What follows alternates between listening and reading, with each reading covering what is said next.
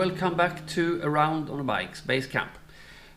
I'm making a Q&A episode because of the all the questions I got in the comment field from Around the Balkans Part II. I thought I'd just put all of them in one episode and answer them as truthfully as I can.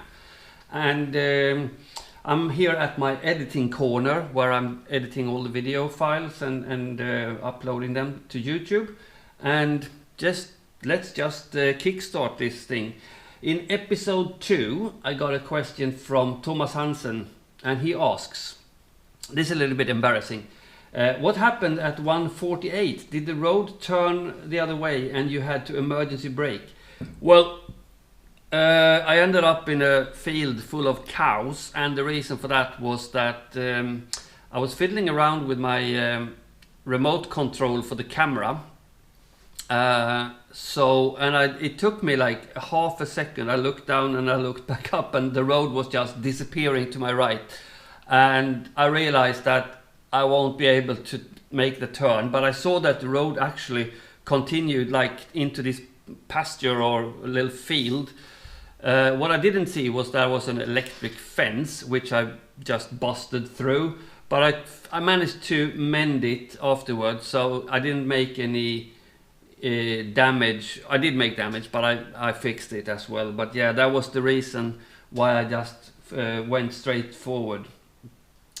Episode 3, Enduro DK, he asks, I've been meaning to ask for some while now. What's up with the teddy on the right side of your handlebar? Well, that's Boo. My wife at the time, she crocheted this little teddy bear as like a mascot kind of thing, and it's been riding with me for a couple of years. And I feel I like it, so it sits there and keeps me company on the road. So okay, episode 6, Urban Monk TV. If you have not seen Urban Monk TV, you need to go to his channel and check it out, because that is brilliant. And he's right now he is building a cafe racer, and it looks stunning. So I'll put the link to his channel below here in the description of this video, so you can have a look at it. And he asks, another good video, Anders. Thank you kindly, sir. Laughing woman at the coffee shop was a hoot. Yes, she was. And yeah, she was adorable, wasn't she? I never found out what was so funny apart from her, but she was laughing and it was really fun. I enjoyed it as well. In episode 7, Old Man Tony, another wicked channel. You will find the link to his channel as well below here. Another great episode. Thank you, sir. I love the mirror repair. Yeah, it was good, wasn't it?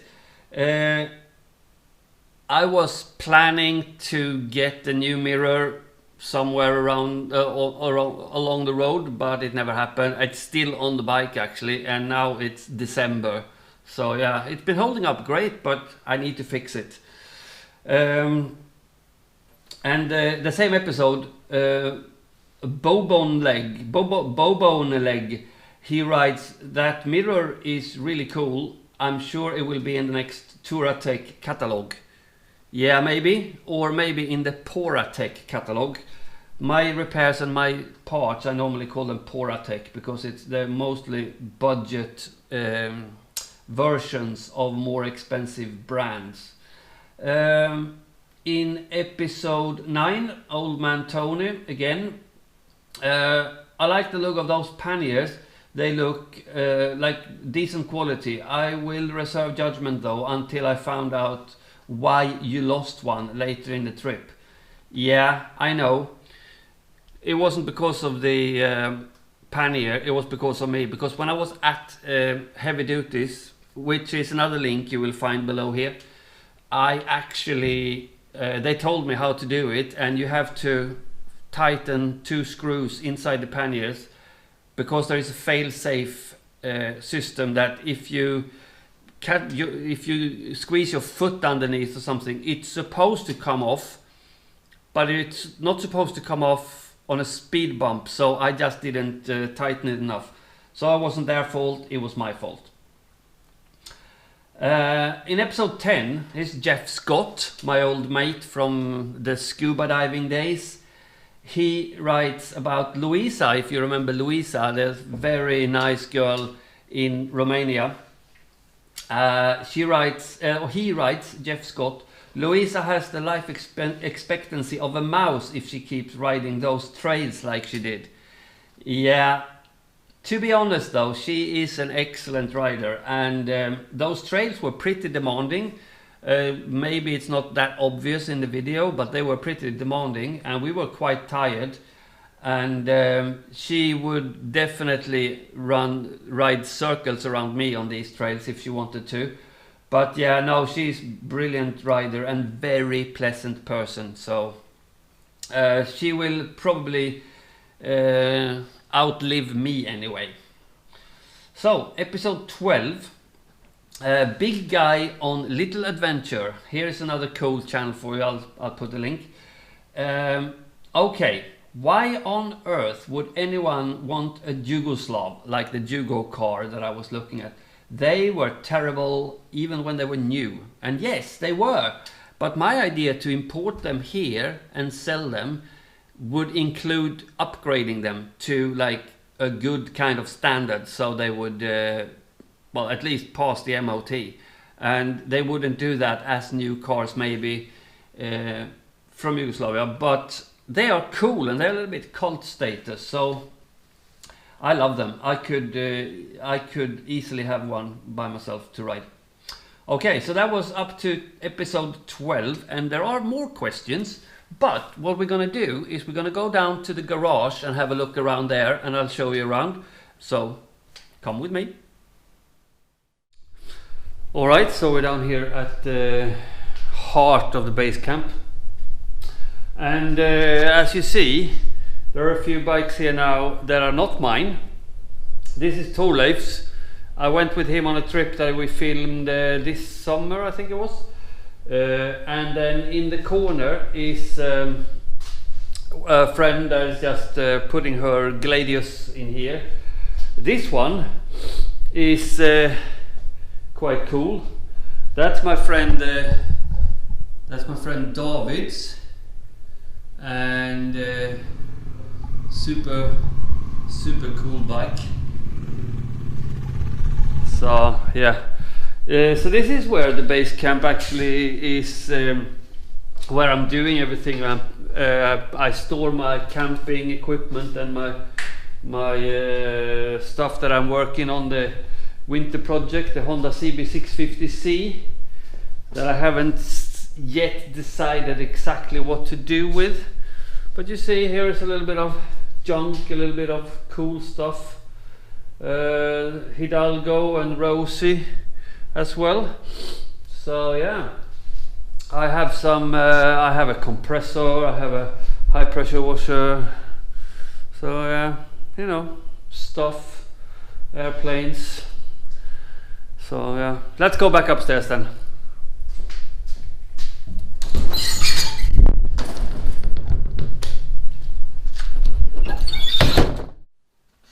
Okay, we're back up in the editing corner, and what I want to do here now is to just continue with a couple of questions, and we're starting with from episode 13, when Milan Gajic, I hope that's how you pronounce your name, he says, like, I love seeing my countries through the eyes of a visitor. Awesome. By the way, is there a reason why you are not giving away any locations? City names, roads, regions. It seems like you're intentionally avoiding this, and I've noticed it on other travel blogs too. Well, good point, mate. Actually, I didn't even think of it. I used to put in the screen like the city name or where I was all the time, but I haven't done this time around, so I'm not sure why. There's no particular reason, but you will find that after this episode where you asked for it, I have actually tried to get into frame when I pass a sign or into city limits or something like this, just to make sure that everyone knows where I am at the moment. From the same episode, Big Guy on a Little Adventure. Anders, at 12:45, it looks like you are pulled over. You pulled over simply to drop Betty on the ground. Did it really? Did you ever find out what these odd-shaped concrete pots were? I don't know if you remember from the series, but there was like I rode through a place where I saw these big concrete containers of some sort, looking like two big boobs, and still I have no idea. Maybe someone else knows and can inform me. But also, I didn't pull off the road just to drop Betty. It just happened. I do drop Betty sometimes, now and then, and this was one of the times. It was not intentionally. In episode 14, Michael and Colleen Daughtry in US, they asked, did you ever find out what that place was? Possibly a Soviet era military base of sorts. This is where I'm looking from my hotel room, and I see this like weird looking installation. It turned out, I asked later on, and it was a cigarette factory. So kind of the same thing, causing death as a military, but yeah, it was a cigarette factory. Episode 15, again we have a Big Guy on a Little Adventure. I'm happy you record the interactions with people, Anders. Those are some of my favorite parts of your videos. It's a big part of what makes me want to travel. And yes, the interaction with people actually also my own favorite parts of my filming and my editing and the experience of travel. And I love getting in touch with people, local people. This is one of the reasons I travel alone, because if I come to a place with a couple of buddies, or maybe just one buddy, we would get off the bikes and we would start talking to one another. And when I get off the bike alone, people come up to me quite often and start talking to me, which I think they wouldn't if we were more than just me. So yeah, I love the interaction with the local people. So I'm happy that it shines through in my videos. Episode 16, Enduro DK. What happened to the beard? Well, I shaved it off or trimmed it off. I do that like every third week or so. It's starting to be time again. I'm pretty lazy with hair and facial hair and everything, so I'm not vain in a way. Same episode. Boob on a leg asks, or he or she writes, shame about the dive or no dive, Anders. Riding on the red route, you naughty boy. Well, this is in Ohrid, where I was supposed to dive in this open air museum or open water museum, and the owners of the dive center, they wouldn't take me in the water because the conditions was crap. So fair enough, I couldn't dive. It's a bit of a shame, but you know, shit happens. And yeah, riding on the red lane, red route, I have no idea what you're talking about. There must be some local traffic law that I know exactly what you're talking about. And yes, I know it was wrong, but I did anyway. I know I shouldn't, but I did it anyway. Episode 17, Big Keith. You're suffering for your art, Anders. Respect your tolerant acceptance to the overhead noise at the hotel. Earplugs? Question marks. No matter, it's been another enjoyable episode, thank you. Right, about the noise on the roof, it was going on forever.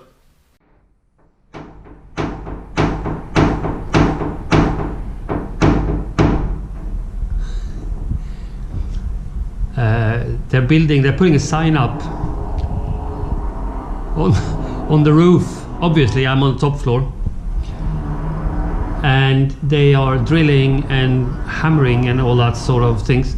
And it's funny because I went up on the roof and asked them, how long are you gonna keep doing this? And the guy said, maybe 1 hour, maybe 2 hours. I'm like, nah, then I'm gonna have to change rooms because I need to rest. And they said, okay, half an hour. And this is exactly like in Egypt, when I was living in Egypt. They notice that you're not happy with the reply, so they just say something else, so you will be happy with it. It's still going to be 2 hours, but he says half an hour, and now it's been an hour and a half since he said half an hour. Shall we go up and have a look? They're nice guys, actually, really nice guys. Let's go and have a look. They are, I think they're putting a sign up, and here is a power cable up on the roof, and here we go.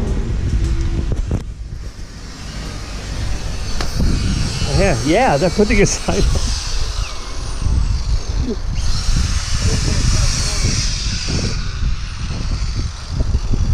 How's it going? It's okay. Job. Yeah, I know, yeah. Good job. But you said half an hour. You said 30 minutes. Yeah. Oh, now it's him. Now we blame him now. Yeah. So, how long? Because I can change room. I can change room, but... Nu că cai mi orne. Huh? It's no time. I understand. No time. I understand. Job is a job. Yeah, I know. Is it a new sign? Yes, hotel. Hotel sign. But that makes sense actually, because this is a hotel. Oh, Yeah. yes. Yeah. But it's part of the travel. I don't go to Marriott or Grand Hotel or anything like this. I choose these low-end hotels because you get to experience more of the authentic country, so to say. I don't know. And then these kind of things happen. It's been a couple of times where it's been, construction sites or noise, but it's all right. Earplugs, no. I have tinnitus, and if I put earplugs in, I hear only my tinnitus, and that is even more annoying. Same episode, Shift Up Adventure. How long was it? Well, yeah, it was going on, I think, for a little bit more than 2 hours, but yeah, as I said before, I can live with it. Right, so that's a couple of more questions. Now, I have a little bit of a surprise for you before we continue.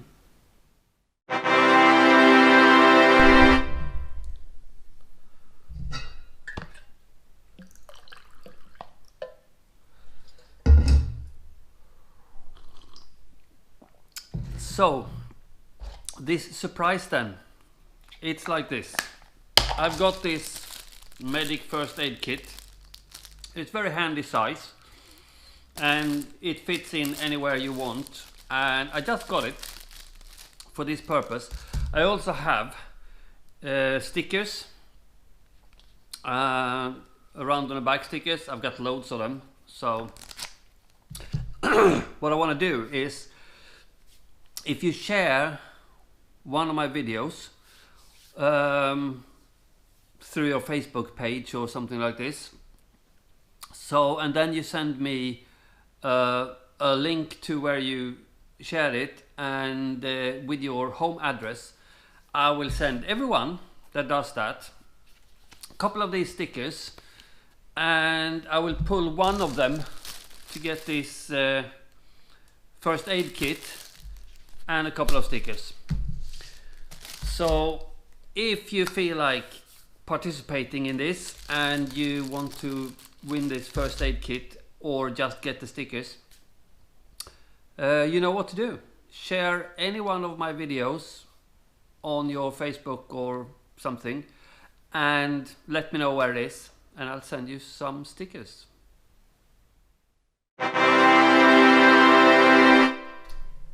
Okay, so after that little advertising commercial break, we're now back at the questions, and we're on episode 18, where Nicklas Sehlin, I think that's how I pronounce it. That is how I pronounce his name, your name. But anyway, he writes like this. Glad you made it into Greece this year. Yes, I was glad too as well. Next year you must visit my place in the Peloponnesus. Could I tempt you with a hidden plateau used as an air base in World War II? And historic railway lines devoid of any locomotion. Unfortunately, there is sparsity of decent dive centers. You seem to have paid attention, Nick, because of you really know what interests me. So yes, that would be a very good way to tempt me. Let's get back to that and make some solid plans. Same episode, Shift Up Adventure. Why is the video ending so strangely? Some export errors? ? Yes. I always look at the episode before I upload it on YouTube. This time, however, I didn't, and of course that time, according to Murphy's Law, there was a mistake in the end, and it turned out that my external hard drive was full, so it didn't save more than this bit. After I had seen it on YouTube, it was a minute left, so I couldn't be asked to redo it.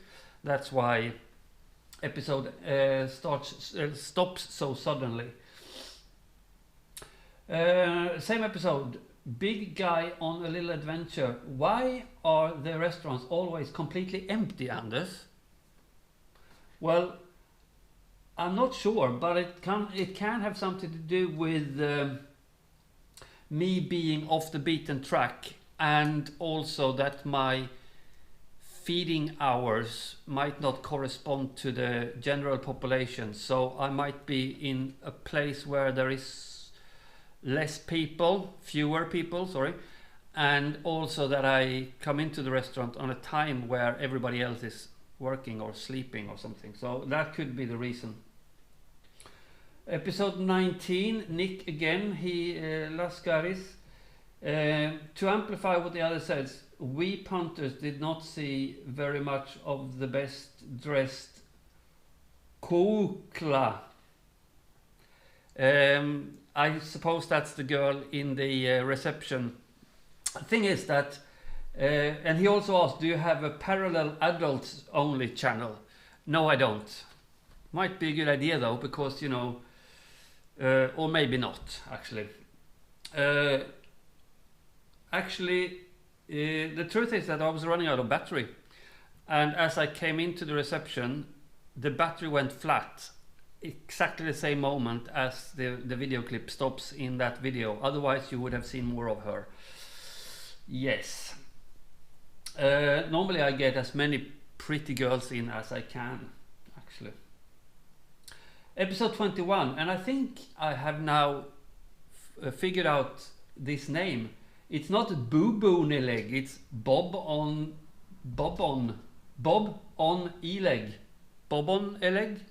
Bob on a leg. I don't know. I can't wait for tomorrow's story, but in the meantime, how many torches have you saved on this trip so far? Hiccups. Actually, I don't know how many turtles I saved. The thing is that I realized that I didn't see any dead tortoises or crushed, smashed ones. So I thought maybe I'm just doing this for no purpose at all. Okay, I'm gonna need to take a break.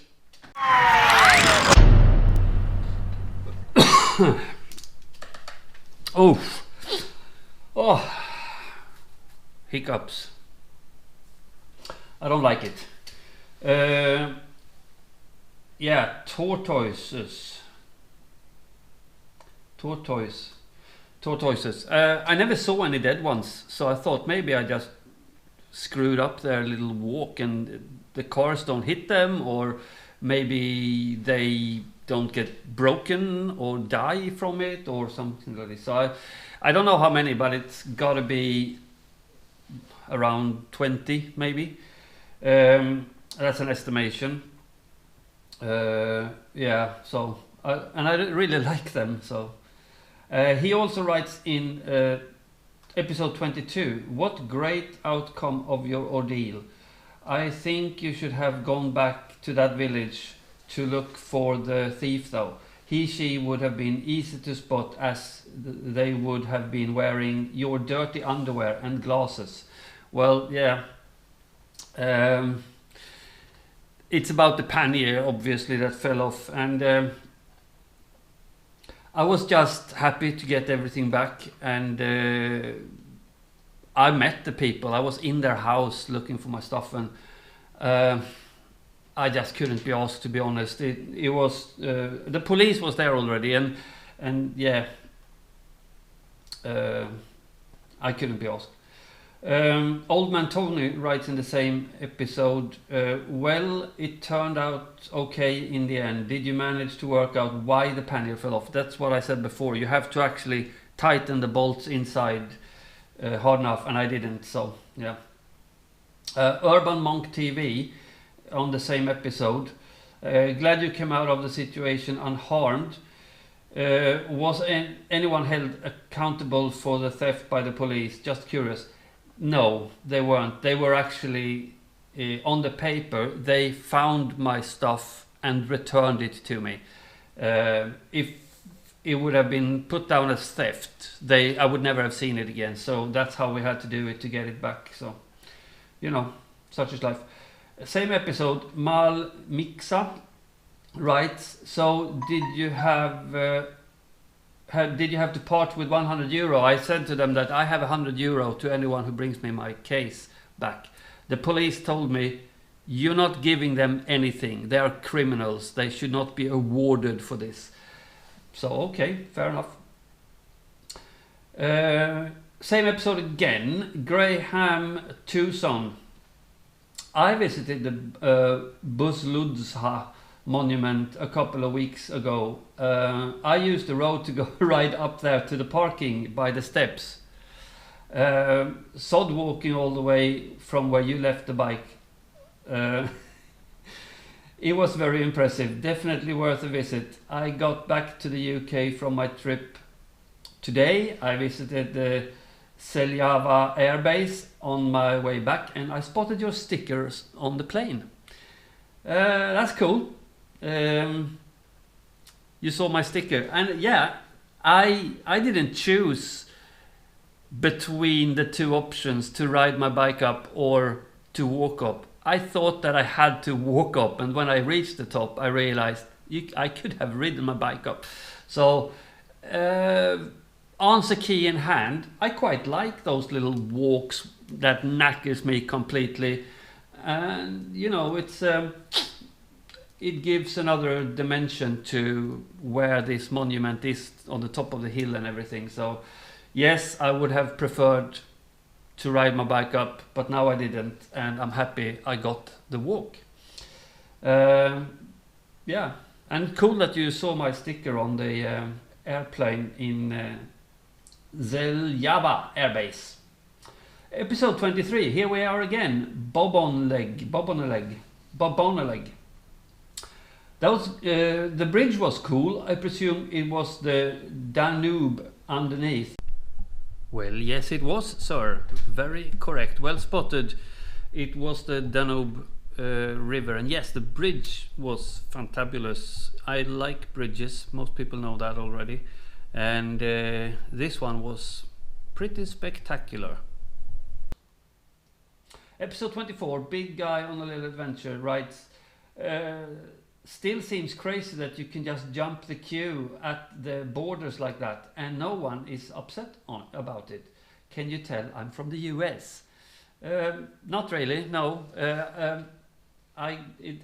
Some people find it interesting that a motorcycle can just jump a queue like that, but we do here and around here in Europe, and actually it's recommended even that the motorcycles just go to the front of the queue, and yeah, it's not even frowned upon. Episode 26, Urban Monk TV. Cheers for Vitaly. Yes, Vitaly, the guy who fixed my tire when I got a flat tire in Transnistria, in Bender. Urban Monk TV also writes, tell him he's welcome to come and ride in California with us. He can rent a Harley just like his, except brand new, at Eagle Riders in Los Angeles. Thanks for the tip. I might want to do that as well, actually. Maybe I bring Vitaly and we'll do it together. That could be fun. Nicklas Öberg, same episode. Thumbs up for Vitaly.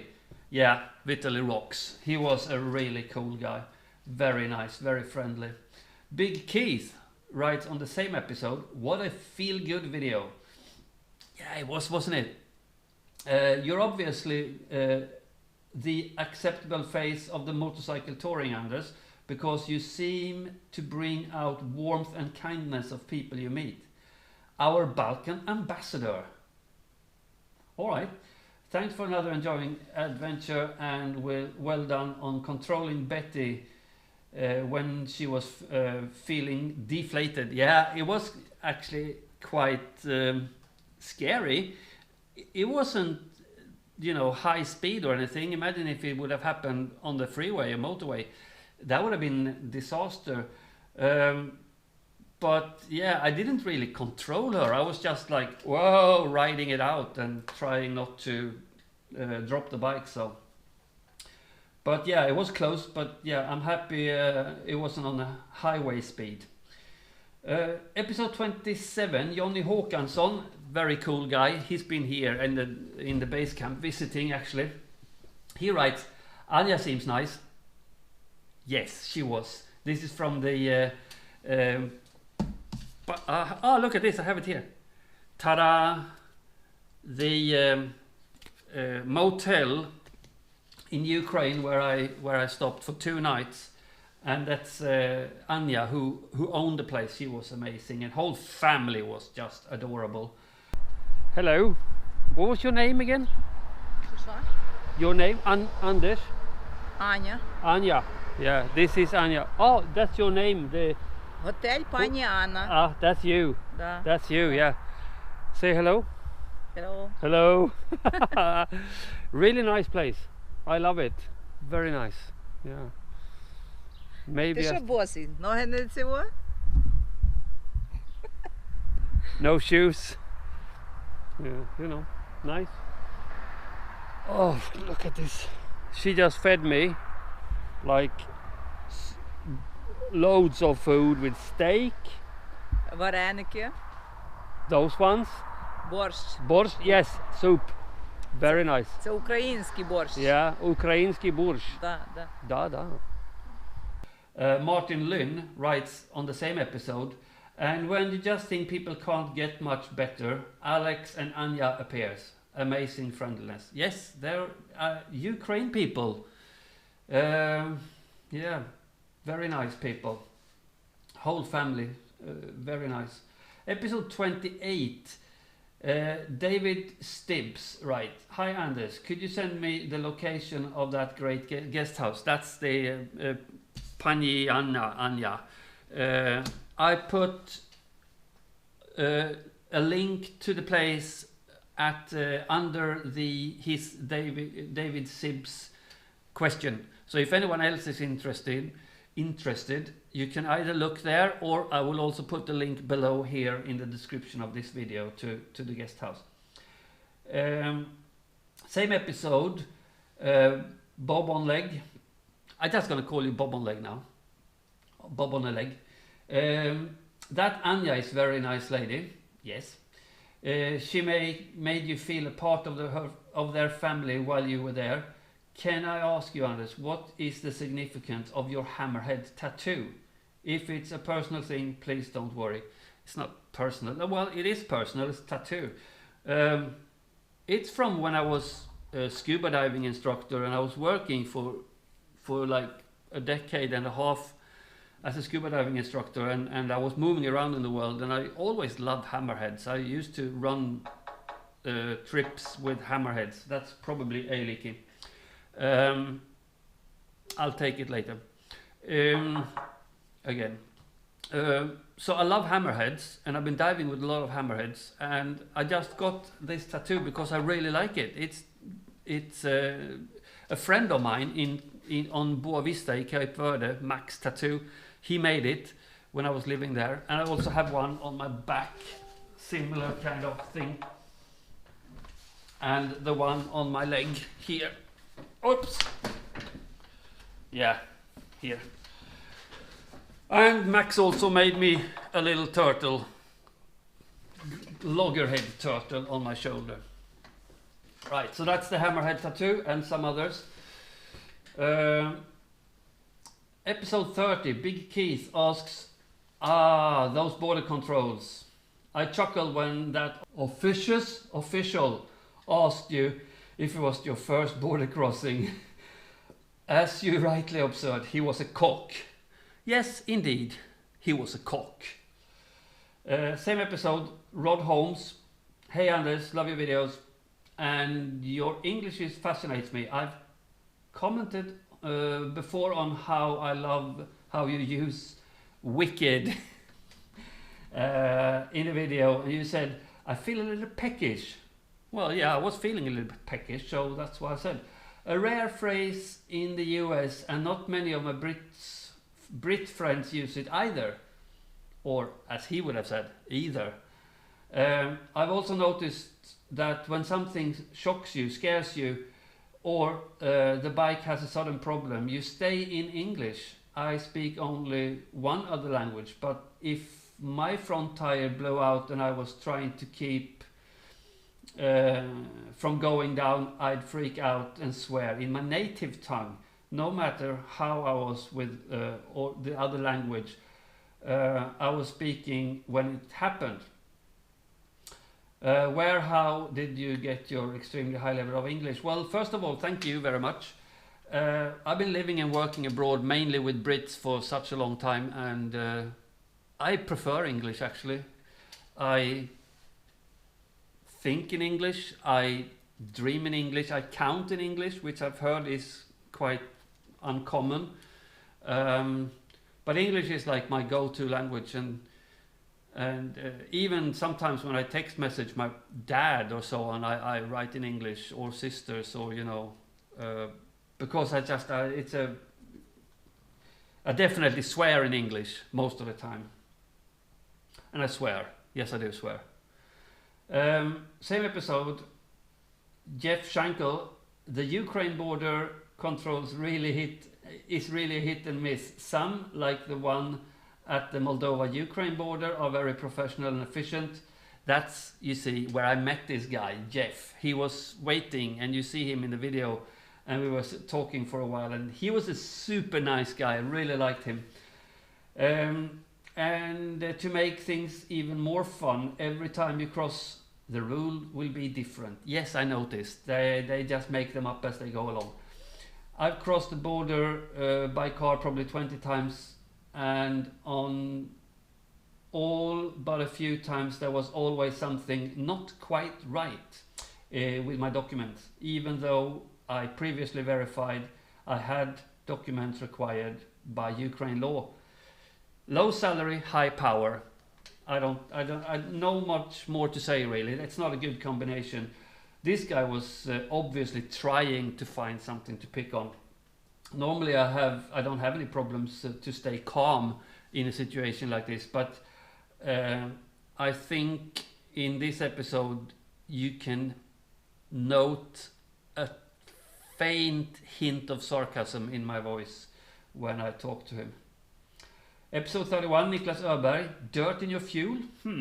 I know there are some fuel socks, like filters, that goes in the tank from the top. I know I should have one, and yeah, I should really get one.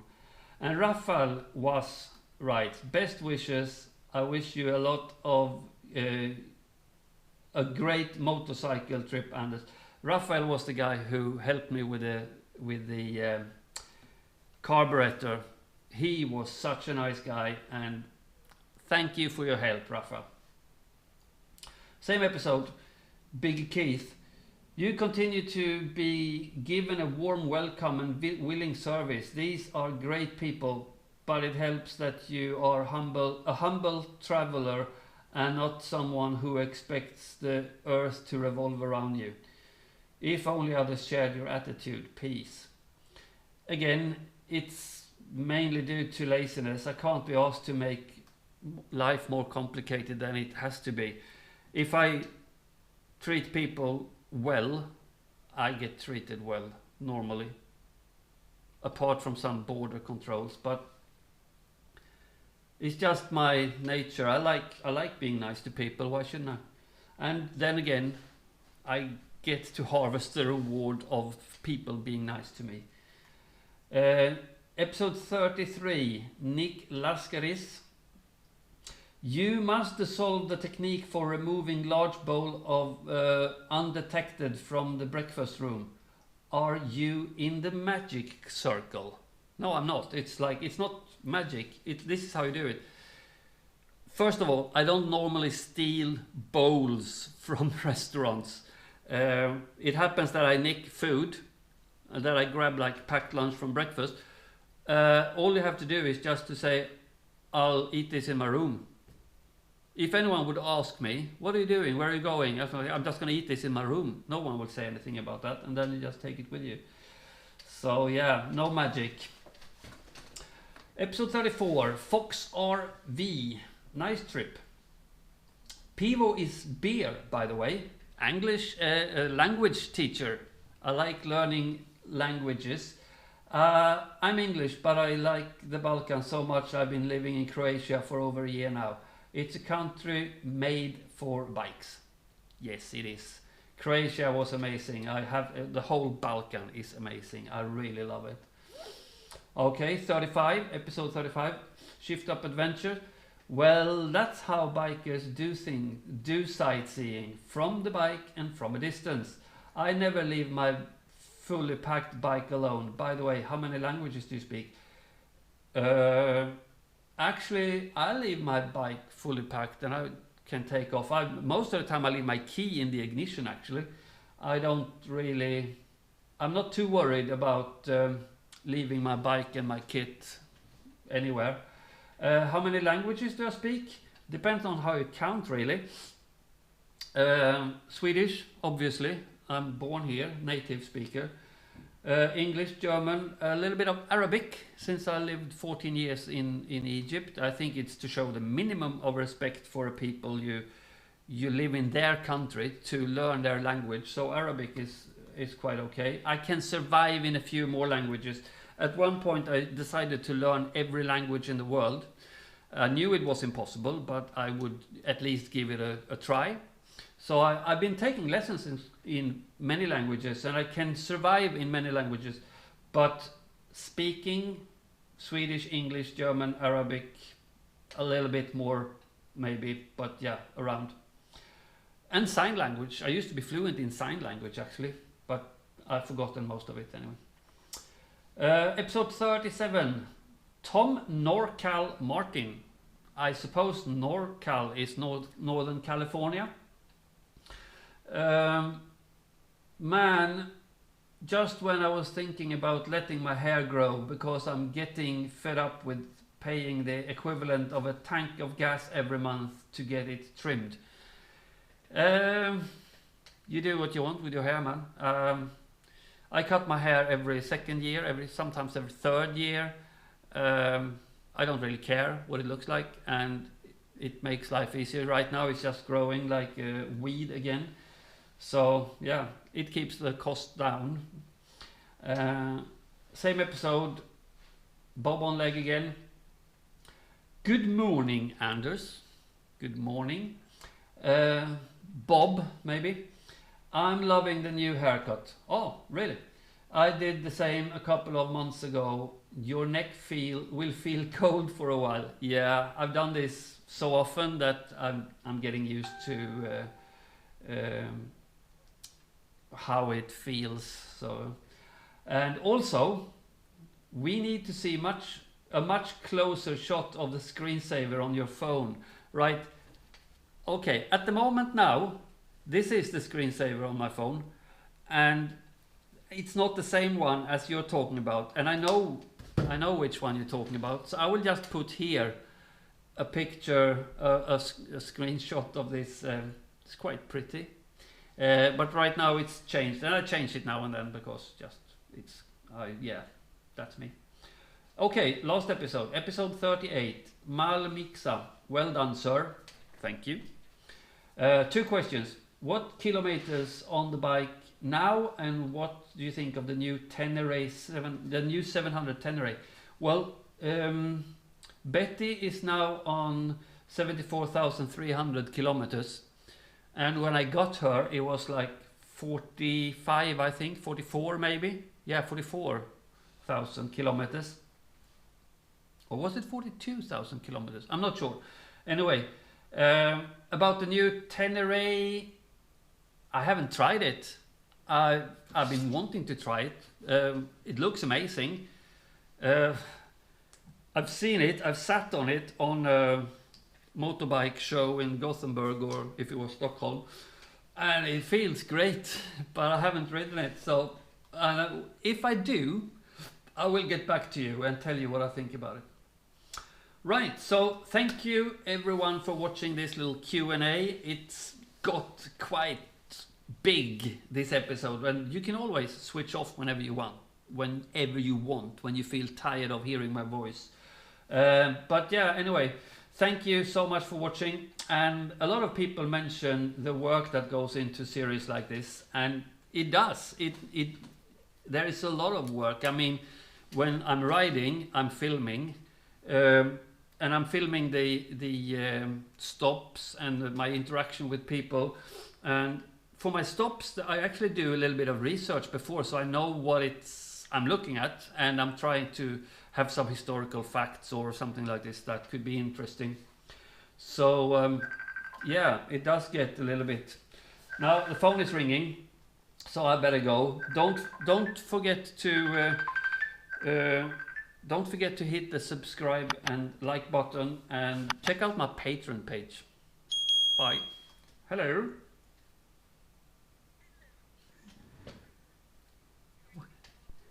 No, it's it was.